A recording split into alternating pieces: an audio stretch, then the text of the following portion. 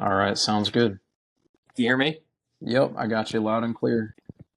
How's that lighting? Yeah, that's good. Okay. All right.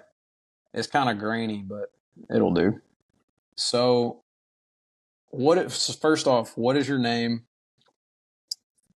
and who are you? So my name is Russell Smith, and I am your brother, That's right. your younger brother. All right. So, when did you buy a house? So I bought a house. We closed April the 12th of this year. So like a couple months ago. Okay. So, what led you up to the decision, like just for clarification and context, you're 20 years old, just bought a house. So, what made you want to buy a house? What led you up to the point of buying a house? So the easy answer for why I bought a house was to make money. Simple answer. I got you. Yep. Okay. So, what was the biggest surprise that you encountered during the home buying process? There was a couple big surprises. I'd say the first big surprise was how easy it was, how easy the process was. I thought it was going to be so much harder. So that would be probably number one surprise. Number two surprise would be um, how many things how many things can go wrong that you're not expecting, and we can get into that later. But I would say that would be number two. Number three would be during closing. This was just stupidity on my part, ignorance, not really stupidity. I just didn't know. I had to have uh, I had enough money in my bank account, but they wanted either a check. I didn't have any checks on me. They wanted a check or a wire transfer, and I honestly assumed a wire transfer would be just From your kind of bank account, hell. easy to Yeah, do. I didn't know how it worked. So we get in there, and they were like, no, that's not how it works. We're not going to be able to close today." And luckily, you and my dad were in there, and y'all went and got money orders from a post office. But that was unexpected. But I'd say those three things, like I said, we can get into more in depth about the things that have went wrong. So, Okay. So, what was your type of financing? VA loan. Okay. Yeah. Um. So, and you said it was surprisingly easy to get a VA loan. What was the process of going through the VA to get a VA loan? So it started out, I wanted to go look at a house, and the realtor said, before we can go look at a house, you need to get pre-approved. So I was like, okay, how do I do that? And she said, get in contact with Veterans United, which is, I went through. Station 2, your steak dinner is ready. Station 2, Sorry. your steak dinner is ready. So, yeah, she said I had to get pre-approved. So I said, how do I do that? And she said, get in contact with Veterans United. So I believe I just Googled the number and called them. And I was like, hey, I need to be pre-approved for this amount of money. And it was 250,000 is what I went ahead and got pre-approved for. And I literally called them at like 4 o'clock. And in, like 20 minutes later, I had an email in my inbox with the Being pre-approved. pre-approved. I was like, what the heck? How was that easy? Dang. Okay. So, what do you wish you had known about the financial side of buying a house before going into it? I would say the unknowns I wish I knew about, but again, they're unknowns. So what I mean by that is your tenants, because it's a rental property for me. So your tenants, it's scary because you don't know if you're going to be able to get good tenants, and that's for all rental properties unless it's your friends or something and you know they're going to stay there for however long. But I would say that was something I kind of wish I knew more about. Something else would be a lease agreement. I wish I would have, because I personally wrote a lease agreement. I didn't download one or buy one. I wish I would have went more in depth and explained that to my tenants more. Um, Something else. What was the question again? Uh, what you wish you would have known about the financial side of buying a house? I would say also utility bill, because you get your mortgage, but your utilities and stuff is not averaged in that. So, and I did research. I knew about what it would be, but it's 100% more than what your mortgage is. So, knowing your utility bill itself, trying to add that into your mortgage to see if you can cash flow. So that's something to look into. Okay. So how did you prepare for the home buying journey, and like what did you do to prepare for it? What do you think prepared you the most?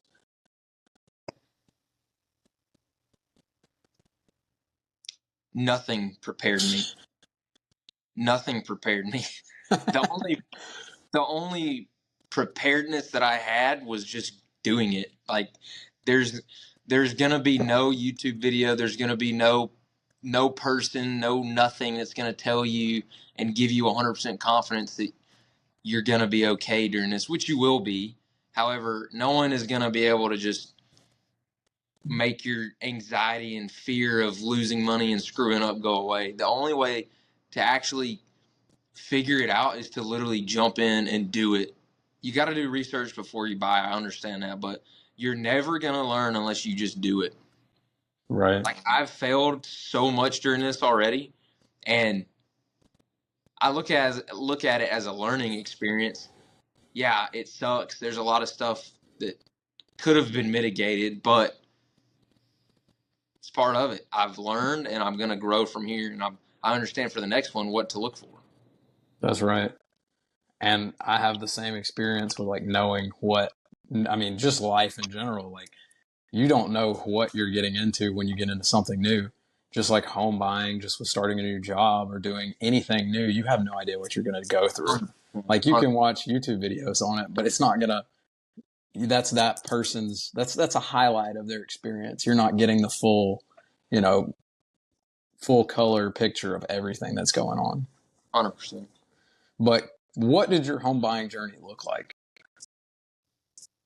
Like, how did you get started, and then what led up all until closing? So what started my home buying journey would be I was living in the dorms on an Air Force base where I'm at, and I knew I needed or I wanted to make money some way. And you can always get a second job, do this and that, but I wanted something more long term. So I was watching YouTube one day, and I got an ad that popped up, and this guy's name was Josh something with a V, Josh something. So I watched the ad and I actually clicked on it. He did a good job on the ad, so I clicked on it. And then it took me to his website, and I ended up doing a Zoom call with one of his people, and they gave a good roadmap. And I was like, why would I pay this amount of money when I could just jump in and figure it out myself? Because they were asking a lot of money to just do a course and stuff. So I was like, I'm not going to spend that money on that. I'm going to take that money and spend it in the house or whatever. And that's the same thing as like watching a YouTube video on something. It's like a course is not going to prepare you all the way. 100%. Like it's probably more detailed than a 10-minute YouTube video, but it's not going to be full color video of what to expect. Yeah. So after I watched that ad on that YouTube video, I did some homework within a day or two, and then I started looking at houses on Zillow. Once I found a house, probably 3 days within that YouTube video, that ad, 3 days later, I was pre-approved, got in contact with a real estate agent, started looking at houses, and then there was another meeting that popped up on, it was an ad on YouTube, and there was actually a thing in St. Louis, and I went there. So I signed up and I went. It was totally free. I get there, and there's one seat in the front. It's a full room, and there's one seat in the front, right in front of the dude. So I was like, screw it, I'm going to sit there. So I sat there in the very front row, and I was surrounded by legit millionaires, and I was like, what am I doing here? And he spoke for like 2 hours on buying multifamily residences. And I was like, I understand, like, there's huge money to be made there, but with a VA loan and all this other stuff, I'm not going to be able to do that for my first project. Like that's not Right. happening. It could happen, but for me, I didn't want that. Like, you know what I mean? Right. So I'd say we're within, still probably within a week and a half of watching that first YouTube ad. So now, within a week and a half's time, I was looking at houses on Zillow. I was pre-approved. I went to that meeting with all the millionaires, and I was like, screw it, let's jump in. So one thing I actually got from that that meeting with those rich people, he said a quote. He said, "Rich people make quick decisions and are slow to change them, but poor people make fast decisions. Sorry, poor people make slow decisions and are fast to change them." So that's one thing I got from that meeting. So after the meeting, we're at a week and a half. Then I started looking at houses more consistently. I looked at 3 before I closed and bought the third one. So I would say you're looking at a chunk of about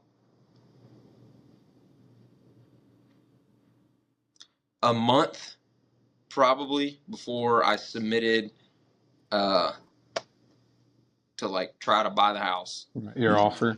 Yeah, my offer, and then we ended up closing. So I'm saying you're probably looking at a 2-month time frame from ever even having the thought to actually closing Dang, the house. 2 to 3 months. I can't remember exactly, but roughly 2 to 3 months. Yeah, that's crazy. it But was super quick. so is there anything that you learned at that seminar that you take and you use with your tenants? Like, is anything applicable that you learned there to home ownership now? No, I no. got you. Other than that quote, it was a lot of stuff that was over my head. I got you. So if you could go back and do it, like, what would you do differently? Oh, 100% inspections, inspections. The inspector didn't catch so many things, and it's cost me so much money. The roof was leaking. Not the roof, it was the windows that were leaking. Uh, the shower, I'm having to remodel it right now. I actually just busted it out yesterday, so doing all that myself, trying to figure that out. Um, Another window, just little things that the inspector's not going to catch. The hot water heater, had to buy a whole new one. Stuff that I was ignorant of because I never bought a house, so I didn't know to look for those things. But I would say really inspect your house before you buy it. And another thing would be when I walked in that house and I liked it from the outside, I wanted to buy that house. I did not want to see any flaws. So anytime I would see a flaw in the house, it was so stupid looking back on it, but I would see a flaw and I wouldn't want to look at it because I wanted the house and I wanted it to seem so great. So I didn't look Right. at the bad stuff. So I would say be honest. Don't look at it subjectively. Like look at Take the the house. take the rose tinted glasses off. Yes, do that. So that would be what I would do if I could go back. And that's what I'm going to do going forward, 100%. I got you. So, what advice would you give to someone who is about to buy their first home?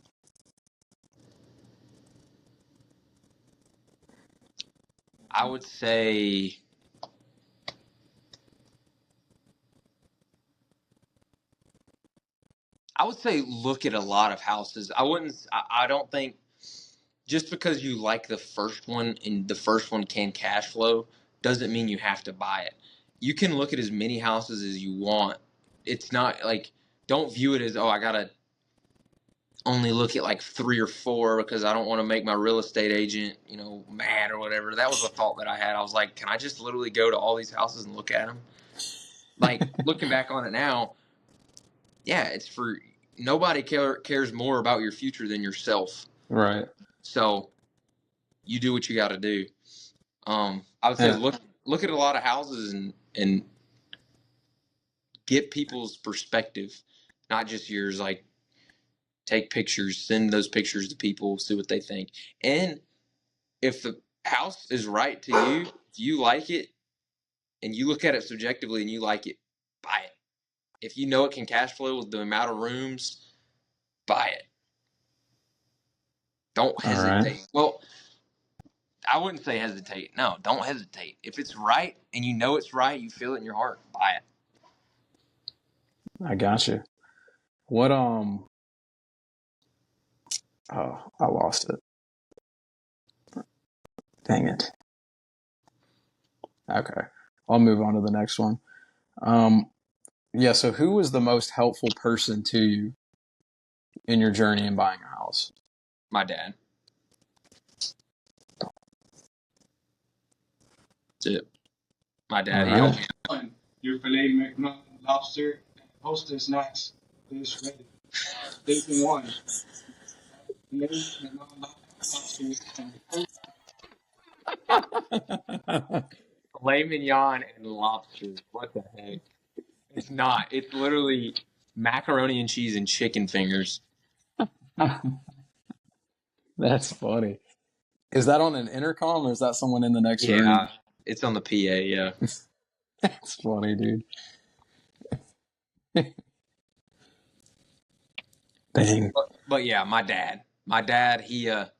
I trust him. I know he has the best interest for me. So I was totally ignorant when I first started. So I really looked to him and leaned on him, and he really helped me. So I would say my dad. And you need that person in your life. I couldn't imagine doing this without him or without people to lean on. Like, doing this alone would be terrifying. It was terrifying as it is, but, you know, it ups the ante a little bit of that factor. Right. And I mean, it doesn't have to be a father figure. It could be like a mentor or a friend, someone just who's more knowledgeable, like who's done it before. Like, it doesn't have to be your dad, but Yeah. But yeah, it's always good to have some, like, a group of close people you can rely on. Like, you can call them and be like, look, I need your advice on this. And they're going to shoot straight with you. They're not going to BS you. Yeah. But yeah, I think that's all I have right now. Good deal. Well, I got lobster and filet mignon to eat, so. Sounds good. All right, man. Well, I appreciate it. Thank you for your time. Yeah, thanks for having me, dude. Of course. We'll have to do it again. Yeah. See you, brother. All right. I'll see you.